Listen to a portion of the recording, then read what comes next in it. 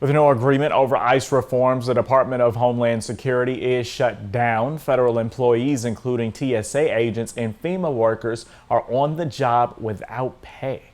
Democrats and the White House weren't able to come up with an agreement, and with the Senate out for the whole week, the shutdown could last for a very long time. NBC's Alice Barr has the details from Washington. This morning, the reality of another partial government shutdown is settling in after the Department of Homeland Security ran out of funding over the weekend with no deal on reforms to immigration enforcement operations. We need change that is dramatic, that is bold, that is meaningful. We have to protect law enforcement.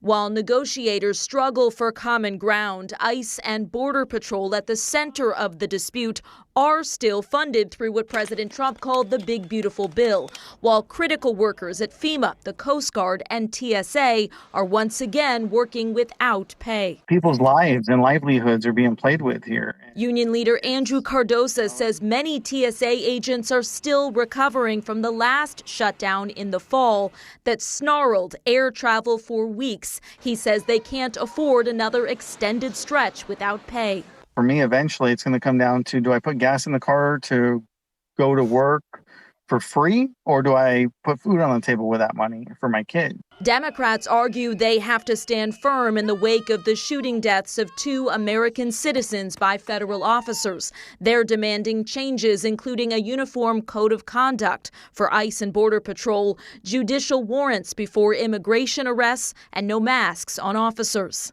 No police department in America doesn't identify themselves. What are you going to do, expose their faces so you can intimidate their families?